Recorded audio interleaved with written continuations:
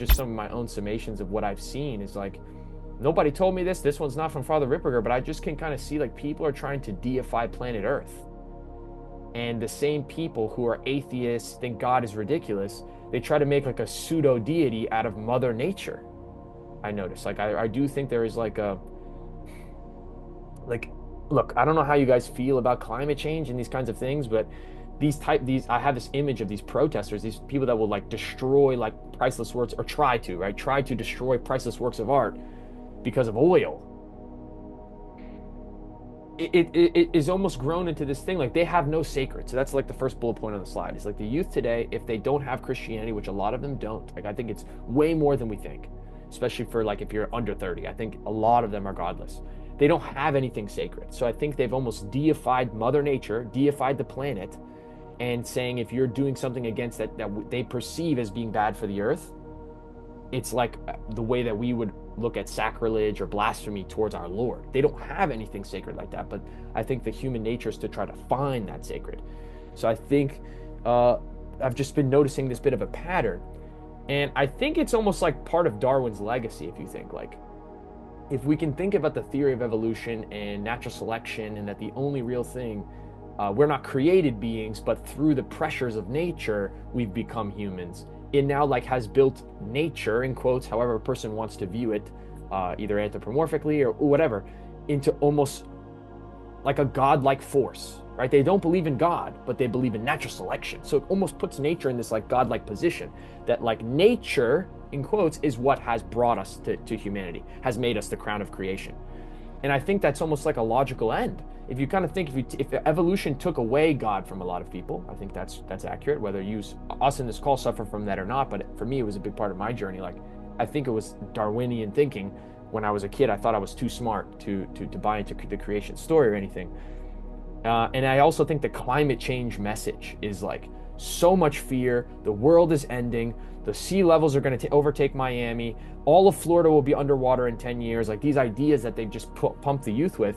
And I don't think they have enough people telling them like, yo, we're not all dying tomorrow. Like, I have very, very strong views on climate change. And I told you guys this would be a small episode, so I don't really want to get into it too much. But I have it big in red here on the left is fear, fear, fear, fear, fear. I think the climate change message has really made a lot of people nihilistic.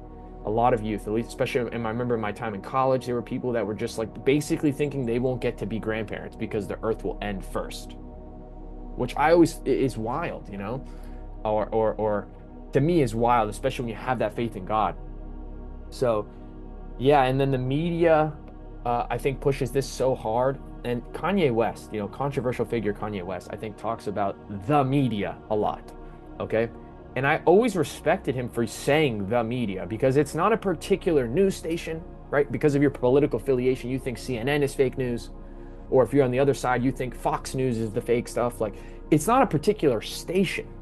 The media at large is owned by the same people, same few corporations. Those same few corporations, you know, are part of a same other higher group. It's the media is like a singular machine almost. If you notice, they like tend to agree with each other. Mainstream television, Hollywood, and like news publications will tend to agree on a topic. If they're going to make a swing, they'll swing in the same direction. Very rarely will you see them clash. If they do clash, it's usually just small stuff if it can push fear, but never like major swings where they're majorly opposed. And I think that's a pattern that you may recognize if you continue to look. If I've just maybe tipped you off to it, you can look and see this. But and then the last point I have here is the pagan piece of it. Like anytime I see these like serious Mother Nature people, and they'll use those words like Mother Nature, and it's just like, because I know that the pagan worship, when we hear that word pagan, just literally means nature worship. Multi-god worship was just nature worship. Simply put, it was nature worship. It starts to feel like that to me. Like that's what I think like these parts of our humanity, these pre-Christian era, is like trying to find its way back. Like whatever. I know that it's connected to the diabolic. I know there's like a demonic force element that those people were thinking they were praying to gods, but they were really demons. Those forces are still trying to scratch, claw, and kick their way in some way. So if you look at the human psyche or the collective unconscious amongst all people, right? This idea that Mother Earth is a goddess, look at this image. Like, look at this little Pixar little image of like of a woman holding the ball with the green hair. It's like the mother. It just clicks in our brains in a way, and I think it has to do with our pre-Christian past. And I think Carl Gustav Jung would agree with me that, you know, humans have like an unconscious past that can be triggered through symbols and media and the like. So I just thought that this was really interesting, and I think there's a certain type of person that would, you know, put on one of these T-shirts and go scream into a bullhorn to like, you know, stop traffic because people are driving, you know, motor vehicles that use gasoline. And I don't think they're strong Christians. And I think that people said that about vegans a while ago too.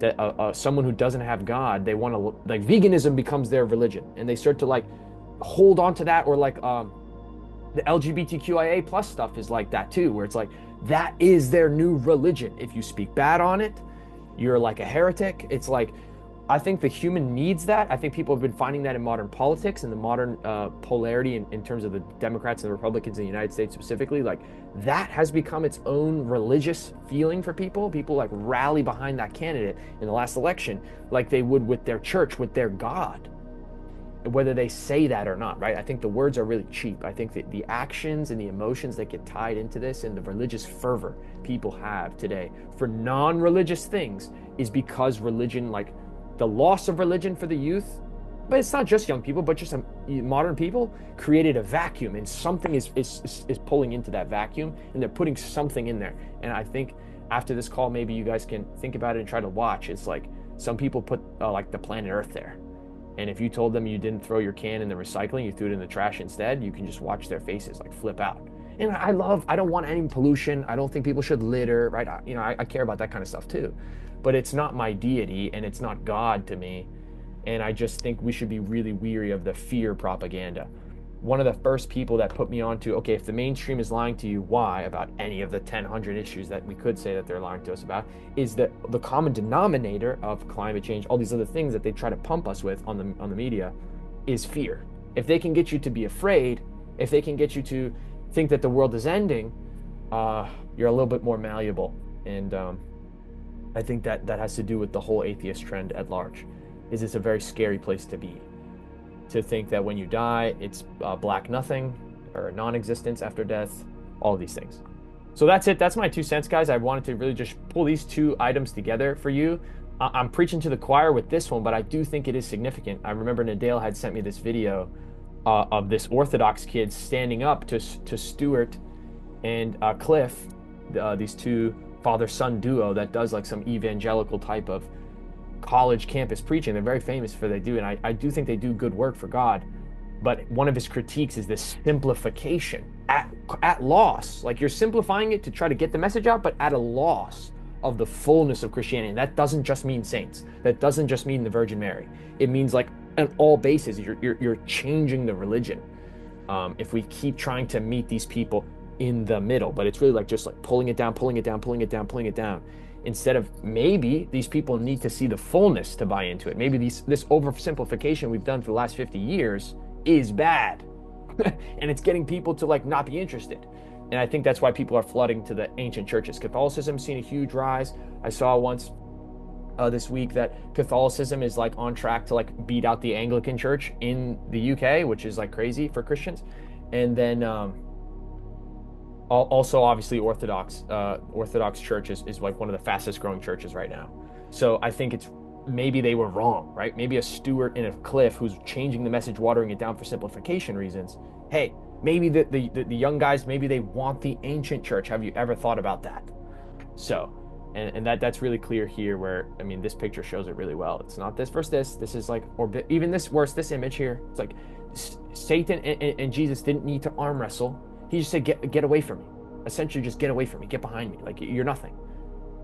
My Father says only worship him. Like, that's how we should, I think, take that as a main idea from this short presentation as well. Is like, if you can just try to be like Jesus did and just try to put Satan out of your mind, right? Put your focus on God, which I know is a bit of an oversimplification, but it's not like we are at war, but at the same time, don't let that war become all consuming. And understand that the hard part was probably getting here to the point where you've chosen Jesus in this world that is so far from God. And now like you kind of chose the winning side and you can have faith. That's what's been really big for me, is to like stop worrying so much about the world ending tomorrow, which I guess, kind of fills into this like climate change, world's going to explode situation here. We're going to kill the earth. Our ideas is fear, fear, fear, fear, fear. They just want to push us with, and is this idea of having that faith. And it's bigger than just saying, yes, Jesus is real. Yes, he died for me. It's about, do you think that he loves you enough to take care of you? Do you think he loves all of us enough to take care of all of us? So I'm going to come back to the screen. That's it for me. Okay, cool. Yo, man, thank you for being here. Of course. Everything that you said, like you nailed it. Thank you, bro. I was just like Oh, nodding my head the whole time. cool. Especially with that when you get rid of God, when you get rid of the ancient religion, there is a vacuum and Yes. you have to fill that void. There's Yeah. always going to be like a God-shaped hole in our heart, in our Yes. soul, and we have to fill it with something. Yes, And man. you can either choose evil Yeah. or like not good, or you could choose goodness himself, which is Yes, yes. The highest right. form at the top, at the apex of that pyramid. Yes. Yeah, man. Thank you. I'm glad that that resonated with you too, because, this isn't exactly Catholic doctrine, but it's just what I've been able to notice as a pattern amongst the youth. And I think the Yeah. message should get out. So I'm glad we were able to like full screen that PowerPoint, and, maybe that short presentation will help somebody, because we need to, this better than anyone else. Like a lot of people need this message, and a lot of people are hurting. And if we can shatter some of those things that were hard for us to get here, it could be good. Amen. Yeah, man. So have a good time at Mass, bro. Thank you for staying till the end of the short power presentation. Yeah, of And course. this recording will be up for the guys who missed it. And bro, yeah, I hope you have a blessed Easter, man. Seriously. You too. Have a good one. All right, man.